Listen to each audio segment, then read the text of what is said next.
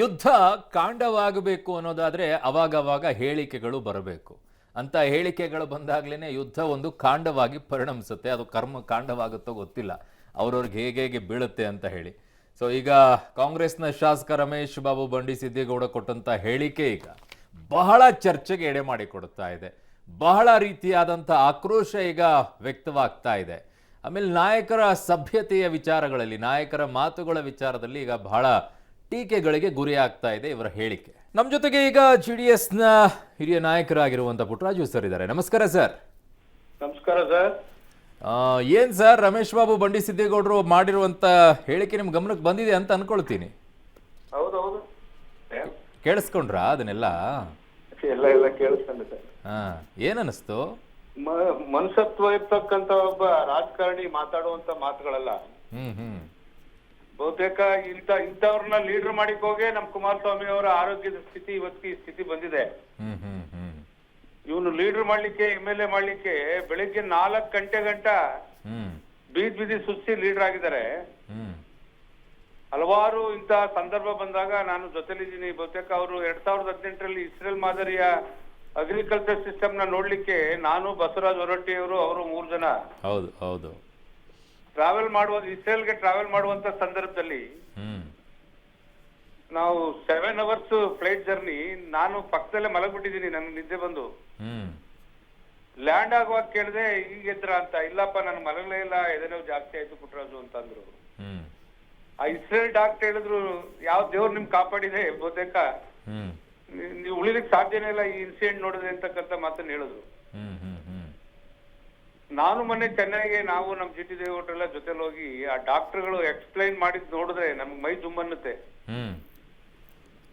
ಹೊಸ ಫಾರಿನ್ ಇಂದ ಡಾಕ್ಟರ್ ಕರೆಸಿ ಹೊಸ ಟೆಕ್ನಾಲಜಿ ಪ್ರಕಾರ ಒಂದ್ ಸಿಸ್ಟಮ್ ನ ಮಾಡಿ ಅವ್ರು ಕನಿಷ್ಠ ಒಂದ್ 4-5 ವಾರನಾರು ನೀವು ರೆಸ್ಟ್ ಅಲ್ಲಿ ಇರ್ಬೇಕು ಅಂತಕ್ಕಂಥ ಸ್ಟ್ರಿಕ್ಟ್ ಅಡ್ವೈಸ್ ಮಾಡಿದ್ರು. ಬಟ್ ಕುಮಾರಸ್ವಾಮಿ ಅವರು ಅದ್ಯಾವ ಗಳಿಗೆಲ್ಲಿ ಹುಟ್ಟಿದಾರೋ ಗೊತ್ತಿಲ್ಲ, ಬಹುತೇಕ ಯಾವನು ಲೆಕ್ಕಕ್ಕೆ ತಗೊಳ್ಳೋದಿಲ್ಲ. ಅಲ್ಲ, ಗಳಿಗೆ ಎಲ್ಲ ನಿಮ್ಗೆ ಗೊತ್ತಿರುತ್ತೆ, ದೇವೇಗೌಡ ಕುಟುಂಬದವ್ರನ್ನ ಕೇಳಿದ್ರೆ ಬೇರೆ. ಬಟ್ ಪುಟ್ಟರಾಜು ಸರ್, ಈಗ ಅವ್ರು ಕೇಳ್ತಾ ಇದ್ದಿದ್ ಪ್ರಶ್ನೆ ಏನು ಅಂದ್ರೆ, ಚಲುವರಾಯಸ್ವಾಮಿ ಅವರು ಇದೇ ರೀತಿಯಾಗಿನೇ ಸಮಸ್ಯೆಯನ್ನು ಬಳಲ್ತಾ ಇದ್ದಾರೆ, ಇದೇ ರೀತಿ ಕಾಯಿಲೆಯಿಂದ ಬಳಲ್ತಾ ಇದ್ದಾರೆ. ಅವ್ರ ಆಸ್ಪತ್ರೆಗೆ ಹೋದ್ರೆ 1 ತಿಂಗಳು ಆಚೆ ಬರ್ಬೇಕಾಗುತ್ತೆ, 1 ತಿಂಗಳು ಆಚೆ ಬರ್ಲಾರ್ದಂಗ್ ಪರಿಸ್ಥಿತಿ ಇರುತ್ತೆ. ಬಟ್ ಇವ್ರು ಹೆಂಗ್ 3-4 ದಿನಕ್ಕೆ ಆಚೆ ಬಂದ್ಬಿಡ್ತಾರೆ? ಬರೀ ಚುನಾವಣೆ ಬಂದಾಗ್ಲೆಲ್ಲ ಇಂಥ ಸಮಸ್ಯೆ ಬರುತ್ತೆಯಲ್ಲ, ಯಾಕೆ ಅಂತ ಅವ್ರ ಪ್ರಶ್ನೆ. ಈಗ ಚಲುವರಾಯಸ್ವಾಮಿ ಅವ್ರ ತರ ಸೂಕ್ಷ್ಮವಾಗಿ ಸಾರ್ವಜನಿಕ ಜೀವನದಲ್ಲಿ ಪದ್ಧತಿಗಳು ಅಳವಡಿಸ್ಕೊಂಡು ನಡೆದಿದ್ರೆ ಕುಮಾರಸ್ವಾಮಿ ಅವರು ಹಿಂಗೆ ಸೇಫ್ ಆಗಿರ್ತಿದ್ರು. ಇವ್ರು 24x7 365 ದಿನನೂ ಜನರ ಮಧ್ಯೆ ನಿಂತ್ಕೊಂಡು ಕೆಲಸ ಮಾಡಿ ಇಂಥ ನೋವುಗಳನ್ನ ಪದೇ ಪದೇ ತಂದ್ಕೊತಾ ಇದ್ದಾರೆ. ಅವರು ಡಾಕ್ಟರ್ ನಮ್ಮ ರಮೇಶ್ ಬಂಡಿ ಸಿದ್ದೇಗೌಡರು ಕನಿಷ್ಠ ಜ್ಞಾನ ಇದ್ರೂನು ಇಂಥ ಮಾತುಗಳನ್ನ ಮಾತಾಡ್ತಿರ್ಲಿಲ್ಲ ಅಂತಕ್ಕಂಥದ್ದು ನಾನೊಬ್ಬ ಅವ್ರಿಗಿಂತ ಹಿರಿಯನಾಗಿ ಹೇಳುವಂತ ಮಾತು. ಅಲ್ಲ, ಒಂದು ಜನರ ಮುಂದೆ ಇಡಬಹುದಲ್ವಾ? ಈಗ ಆ ವಿಚಾರ ಬಂದಿದೆ ಅನ್ನೋದೇ ಆದ್ರೆ ಪುಟ್ಟರಾಜು ಅವರೇ, ಹೌದು, ಏನಾಗಿತ್ತು ಕುಮಾರಸ್ವಾಮಿ ಅವರಿಗೆ? ಏನ್ ಟ್ರೀಟ್ಮೆಂಟ್ ಅನ್ನ ತೆಗೆದುಕೊಂಡ್ರು? ಇಡಬಹುದಾ, ಇಡ್ಲಿಕ್ಕಿಲ್ವಾ? ಇಡ್ಲಿಕ್ಕೆ ವಿತ್ ಏನು ನಿಮ್ದು ಕಂಪ್ಯೂಟರೈಸ್ಡ್ ಸಿಸ್ಟಮ್ ಅಲ್ಲೇ ಎಲ್ಲ ಏನೇನ್ ಡಾಕ್ಟರ್ಗಳು, ಫಾರಿನ್ ಇಂದ ಬಂದ ಡಾಕ್ಟರ್, ಇಲ್ಲಿಯ ಚೆನ್ನೈನ ಅಪೋಲೋ ಡಾಕ್ಟರ್ಗಳು ಏನೇನ್ ಮಾಡಿದ್ರು ಅಂತಕ್ಕಂಥದ್ದು ರೆಕಾರ್ಡೆಡ್ ಇದೆ. ಆ ರೆಕಾರ್ಡ್ ನ ಒಂದಿನ ನಿಮ್ಮಲ್ಲೇ ರಿಲೇ ಮಾಡ್ತಾನೆ, ಅದಕ್ಕೆ ತೊಂದರೆ ಇಲ್ಲ. ಯಾಕಂದ್ರೆ ಅವರು ಕೇಳ್ತಾ ಇದ್ರು, ಅವ್ರಿಗೊಂಚೂರು ಮಾಹಿತಿ ಬೇಕಂತೆ, ಅವ್ರಿಗೊಂಚೂರು ಜ್ಞಾನವನ್ನ ಅಭಿವೃದ್ಧಿ ಮಾಡ್ಕೊಳ್ಬೇಕು ಅಂತೆ, ಅವ್ರಿಗೆ ಜ್ಞಾನಾರ್ಜನೆ ಜಾಸ್ತಿ ಬೇಕಾಗಿದೆ ಅಂತೆ. ಪಾಪ ಅಲ್ಲಿ ಜನರ ಹತ್ರ ಕೇಳ್ತಾ ಇದ್ರು ಅವರು, ನನಗೊಂಚೂರು ಏನಾದ್ರು ಇದು ಹೆಂಗೆ 3 ದಿನಕ್ಕೆ ಆಚೆ ಬರ್ತಾರೆ ಅನ್ನೋ ಮಾಹಿತಿ ಇದ್ರೆ ನಂಗೆ ತಿಳಿಸಿ ಅಂತ ಹೇಳ್ತಾ ಇದ್ರು. ನೀವೇನಾದ್ರೂ ತಿಳಿಸಬಹುದಾ ಪುಟ್ಟರಾಜು ಸರ್ ಅಂತ ಕೇಳ್ತಾ ಇದ್ದೆ ನಾನು. ಹೆಂಗಾದ್ರೂ ಲೈವ್ ಅಲ್ಲೇ ಇದ್ರು. 100% ಭಾಗ ನಾನೇ ವಿತ್ ಡಾಕ್ಯುಮೆಂಟ್, ಏನು ವಿಡಿಯೋ ಕ್ಲಿಪ್ ಇದೆ, ಆಪರೇಷನ್ ನಡೆದಂತದ್ದು ತಗೊಂಡ್ಬಂದು ನಿಮ್ಮ ಸ್ಟುಡಿಯೋನಲ್ಲೇ ಬೇಕಿದ್ರೆ ರಿಲೇ ಮಾಡೋಣ. ಆ ಪುಣ್ಯಾತ್ಮ ಯಾವತ್ ಬರ್ತಾರೆ ಕೇಳ್ಬಿಡಿ ಸರ್. ಅಲ್ಲ, ಅವ್ರು ಬರೋದೇನೋ ಡೌಟ್ ನನಗೆ. ಚುನಾವಣೆ ಟೈಮಲ್ಲಿ ತೋರಿಸಿದ ಜನಕ್ಕೂ ಗೊತ್ತಾಗತ್ತೆ ಯಾರು ಸರಿ ಇದ್ದಾರೆ, ಯಾರು ತಪ್ಪಿದ್ದಾರೆ ಅಂತ. ಅಲ್ಲ, ಅದನ್ನ ರಿಲೇ ಮಾಡಿ ತೋರ್ಸೋಣ. ಈಗ ಖರ್ಚಿ ಇಲ್ಲ ಮಾಡ್ಬೇಕು ಅಂದ್ರೆ ಕೊಡೋಣ ಸರ್, ನಿಮ್ಗೆ ಕಳ್ಸಿಕೊಡ್ತೀವಿ. ಯಾಕಿಂತ ಹೇಳಿಕೆಗಳು ಬರಕ್ ಶುರು ಆಗಿದೆ ಮಂಡ್ಯದಲ್ಲಿ? ಒಂದ್ ಕಡೆಗೆ ಚಲುವರಾಯಸ್ವಾಮಿ ಅವರು ಮೊನ್ನೆ ಹೇಳ್ತಾ ಇದ್ರು, ಪುಟ್ಟರಾಜು ಅವ್ರಿಗೆ ನೋಡಿದ ಹುಡುಗಿಯನ್ನ ಕುಮಾರಸ್ವಾಮಿ ಮದುವೆ ಆದ್ರು ಅಂತ ಹೇಳಿ. ಈಗ ನೋಡಿದ್ರೆ ಇವರು ಕುಮಾರಸ್ವಾಮಿ ಅವರ ಅನಾರೋಗ್ಯದ ಬಗ್ಗೆ ಮಾತನಾಡ್ತಾ ಇದ್ರು. ಯಾಕಿಂತ ಹೇಳಿಕೆಗಳು ಬರ್ತಾ ಇದೆ? ಸೋಲಿನ ಹತಾಶೆ ಹ್ಮ್ ಬಹುತೇಕ ನನ್ನನ್ನೇನಾದ್ರು ಇದರಿಂದ ಏನಾದ್ರು ವಿಚಲಿತಗೊಳಿಸ್ಬೋದಾ ಅಂತಕ್ಕಂಥದ್ದು ನಮ್ದು ಆ ಜೀವಮಾನದಲ್ಲಿ ಅದು ಬಂದಿಲ್ಲ. ನಾವು ಬಲವಂತವಾಗಿ ಆನ್ಲೈನ್ ರೆಗ್ಯುಲೇಷನ್ ಮಾಡಿ ಜಿಲ್ಲೆ ಹಾಲಿ ಶಾಸಕರು ಮಾಜಿ ಶಾಸಕರು ಬಲವಂತ ಮಾಡಿ ಕುಮಾರಣ್ಣವ್ರನ್ನ ಇವತ್ತು ಈ ಜಿಲ್ಲೆಗೆ ಈ ಭಾಗಕ್ಕೆ ನಿಮ್ಮ ಅಗತ್ಯತೆ ಇದೆ, ದಯಮಾಡಿ ಬಂದು ನೀವು ಮೋದಿಯವ್ರ ಜೊತೆ ಕೆಲಸ ಮಾಡ್ಬೇಕು ಅಂತಕ್ಕಂಥ ಹಿನ್ನೆಲೆಯಲ್ಲಿ ನಾವು ಬಲವಂತವಾಗಿ ಕರ್ಕೊಂಡ್ಬಂದು ನಿಲ್ಸಿರ್ತಕ್ಕಂಥದ್ದು. ಇದು ಯಾವ ಮನಸ್ಥಿತಿ ಹೇಗಿದೆ ಚಲುವರಾಯ ಸ್ವಾಮಿ ಅವ್ರದ್ದು ಅಂತಕ್ಕಂಥದ್ದನ್ನ ಅವ್ರ ಹೇಳಿಕೆಯಿಂದನೇ ನಾವು ನೋಡ್ಕೋಬಹುದು. ರವೀಂದ್ರ ಶ್ರೀಕಂಠೆ ಅವರು ಹೇಳ್ತಾ ಇದ್ರು, ಬಂಡಿ ಸಿದ್ದೇಗೌಡರು ರಾಜಕೀಯವಾಗಿ ಇಷ್ಟೊಂದು ಎದ್ದು ನಿಂತ್ಕೊಳ್ಬೇಕು ಕಾರಣನೇ ಕುಮಾರಸ್ವಾಮಿ ಅವರು ಅಂತ ಹೇಳಿ. ಅದೊಂದು ಸಂದರ್ಭ ಇಲ್ಲದೆ ಇದ್ದೀರ. ಆ ಸಂದರ್ಭ ಏನು ಪುಟ್ಟರಾಜ್ ಅವರೇ? ನಿಮಗ್ ಗೊತ್ತಿಲ್ಲದೆ ಇರುವಂತದ್ದು ಮಾಹಿತಿ ಇಲ್ಲದೆ ಇಲ್ಲ, ಚಾನ್ಸೇ ಇಲ್ಲ. ಏನದು ಸಂದರ್ಭ? ಅಂದ್ರೆ ರಮೇಶ್ ಬಂಡಿ ಸಿದ್ದೇಗೌಡರು ರಾಜಕೀಯವಾಗಿ ನಿಂತಿದ್ದ ಸರ್. ಹೌದೌದು, ಅವರನ್ನ ಕುಮಾರಸ್ವಾಮಿ ಅವರು ಬೆಳೆಸಿದ್ದು, ಅವರ ಕುಟುಂಬವನ್ನ ಎತ್ತಿಡಿದಿದ್ದು.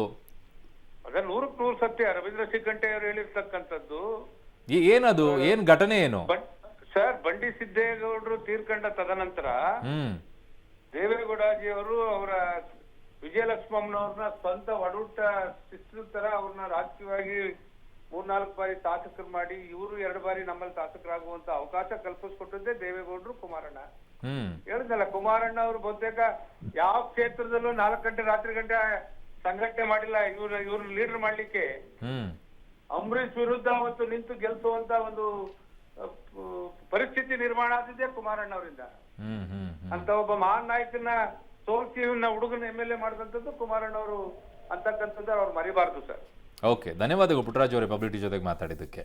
ಬಹಳ ಸ್ಪಷ್ಟ, ಸಭ್ಯತೆಯ ಎಲ್ಲೆ ಅನ್ನೋದು ಒಂದಿರುತ್ತೆ. ನಿಮ್ಗೇನಾದ್ರೂ ಡೌಟ್ ಇದ್ದಿದ್ರೆ ರಮೇಶ್ ಬಂಡಿ ಸಿದ್ದೇಗೌಡರು ಫಸ್ಟು ಹಾರ್ಟ್ ಆಪರೇಷನ್ನ ಸರ್ಜನ್ಗಳ ಹತ್ರ ಕಾಂಟ್ಯಾಕ್ಟ್ ಮಾಡಬೇಕಾಗಿತ್ತು, ಕನ್ಸಲ್ಟ್ ಮಾಡಬೇಕಾಗಿತ್ತು. 3 ದಿವಸದಲ್ಲಿ ಆಪರೇಷನ್ಗಳು ಸಾಧ್ಯ ಆಗುತ್ತಾ, ಆಮೇಲೆ ಯಾವ ಆಪರೇಷನ್ ಅವ್ರು ಮಾಡಿದ್ದು ಅಂತ ಇನ್ಫಾರ್ಮೇಷನ್ ಕೊಟ್ಟಿದ್ದಿದ್ರೆ ತಜ್ಞರು ಪಟ್ ಅಂತ ಹೇಳಿರೋರು. ನೀವು ಆಮೇಲೆ ಬಂದ್ಬಿಟ್ಟು ಬೇಕಾದ್ರೆ ವಾಗ್ದಾಳಿನ ನಡೆಸ್ಬೋದಾಗಿತ್ತು. ನೋಡಿ, ರಾಜಕಾರಣಿಗಳು ಕೆಲವೊಂದಷ್ಟು ಗಡಿಯನ್ನ ಹಾಕೊಂಡಿರ್ತಾರೆ. ಇಂಥ ವಿಚಾರನ ನಾವು ಮುಟ್ಟಕ್ಕೆ ಹೋಗಲ್ಲ, ವೈಯಕ್ತಿಕ ವಿಚಾರಗಳನ್ನ ನಾವು ಮುಟ್ಟೋದಕ್ಕೆ ಹೋಗಲ್ಲ ಅಂತ. ಬಟ್ ಈ ಸಲದ ಚುನಾವಣೆಯಲ್ಲಿ ಆ ಗಡಿಯನ್ನೆಲ್ಲ ದಾಟಿ ಎದುರಾಳಿಗಳ ತೇಜೋವಧೆ ನಾವು ಮಾಡಲೇಬೇಕಾ ಅನ್ನೋದು ಕೆಲವರು ಟೊಂಕ ಕಟ್ ನಿಂತಂಗಿದೆ. ಆಮೇಲೆ ಕಾಂಗ್ರೆಸ್ನ ಕೆಲ ನಾಯಕರಿಗಂತೂ ತಮ್ಮ ನಾಲಿಗೆಯ ಶತ್ರುವಾಗಿದೆ. ಸುಮ್ಮನೆ ಏನಾರು ಒಂದು ಚುನಾವಣೆ ಸಂದರ್ಭ ಬಂದ ತಕ್ಷಣ ಹೋಗಿ ಹಾಸ್ಪಿಟ್ಲಿಗೆ ಸೇರ್ತಾರೆ. ಹಾಸ್ಪಿಟ್ಲಿಗೆ ಸೇರಿಸಿ 3 ದಿವಸ ಇರ್ತಾರೆ, ಒಂದು ಹಾರ್ಟ್ ಆಪರೇಷನ್ ಆಯ್ತದೆ, 4ನೇ ದಿವಸಕ್ಕೆ ಇಡೀ ರಾಜ್ಯ ಸುತ್ತಾ ಇರ್ತಾರೆ. ಅದು ಹೆಂಗೆ ಸಾಧ್ಯ ಅಂತ ನನಗೆ ಅರ್ಥ ಆಯ್ತಲ್ಲ. ಯಾರು ಹಾರ್ಟ್ ಪೇಷಂಟ್ಸು, ಈಗ ಚೆಲುವಣ್ಣ ಇಲ್ಲೇ ಕೂತವನೆ, ಚೆಲುವಣ್ಣಂಗೆ ಇರ್ತಕ್ಕಂಥ ಸೇಮ್ ಕಾಯಿಲೆ ಅವ್ರ ಸ್ನೇಹಿತರಿಗೆ ಕುಮಾರಣ್ಣಂಗೆ ಇರ್ತಕ್ಕಂಥದ್ದು. ಇವನು ಹಾಸ್ಪಿಟ್ಲಿಗೆ ಸೇರಿಸಿದ್ರೆ 1 ತಿಂಗಳಾದರೂ ಈಚೆಗೆ ಬರೋಲ್ಲ. ಅದು ಹೆಂಗೆ 2 ದಿವಸಕ್ಕೆ ನಾವು ಹಾರ್ಟ್ ಆಪರೇಷನ್ ಮಾಡಿಸ್ಕೊಂಡು ನಾವು ಈಚೆಗೆ ಬರೋದು ನನಗಂತ ಗೊತ್ತಾಯ್ತಾರೆ. ಈ ಚುನಾವಣೆ ಅಭಿವೃದ್ಧಿ ಮತ್ತೆ ನಿಮ್ಮ ಮುಂದೆ ಕಂಡಿಡ್ತಕ್ಕಂಥ ಜನರ ಒಂದು ಹೋರಾಟದ ಚುನಾವಣೆ. ದಯಮಾಡಿ ಯಾರು ಬಂದು ನಿಮ್ಮ ಹತ್ರ ನನಗೆ ಆ ತೊಂದರೆ ಆಗಿದೆ, ಈ ತೊಂದರೆ ಆಗಿದೆ ಅನ್ನುವಂಥ ಮಾತುಗಳನ್ನ ಹೇಳಿದ್ರೆ ದಯಮಾಡಿ ನಿಮ್ಮ ಕೈ ಮುಗಿದು ಹೇಳ್ತೀನಿ, ಕೇಳಬೇಡಿ. ಅವ್ರ ಅಧಿಕಾರದಲ್ಲಿದ್ದಾಗ ಏನು ಮಾಡಿದ್ರು ಅನ್ನುವಂಥ ಪ್ರಶ್ನೆ ನೀವು ಕೇಳಬೇಕು. ಈ ಸಲ ಕಾಂಗ್ರೆಸ್ ಅಭ್ಯರ್ಥಿಯನ್ನು ಗೆಲ್ಲಿಸ್ತಕ್ಕಂಥ ಎಲ್ಲ ಪೂರ್ಣ ಜವಾಬ್ದಾರಿಯನ್ನು ನಮ್ಮ ತಾಯಂದರು, ನಮ್ಮ ಅಣ್ಣ ತಮ್ಮಂದಿರು ನಾವು ಒತ್ಕೋಬೇಕು ಅಂತೇಳಿ ಕಳೆಯಿಂದ ಪ್ರಾರ್ಥನೆ ಮಾಡಿ. ಸುಮ್ಮನೆ ಮತ ಕೇಳೋದು ತಪ್ಪಲ್ಲ, ಮತ ಕೇಳುವಂಥ ರೀತಿನೂ ತಪ್ಪಲ್ಲ, ಆದರೆ ನೀವು ಯಾವ ವಿಚಾರವನ್ನು ಮಾತನಾಡ್ತಾ ಇದ್ದೀರಾ ಅನ್ನುವಂಥದ್ದು ಬಹಳ ಮುಖ್ಯವಾಗುತ್ತೆ, ಬಹಳ ಮುಖ್ಯವಾಗುತ್ತೆ. ಅದು ನಿಮ್ಮಿಂದ ಬೆಳೆಯುವಂಥ ಇನ್ನುಳಿದಂಥ ಯುವ ರಾಜಕಾರಣಿಗಳಿರ್ತಾರಲ್ಲ, ಏನು ಕಲಿಬೇಕು ಅನ್ನೋದನ್ನು ಕಲಿಸ್ಕೊಡ್ತಾ ಇದ್ದೀರಾ.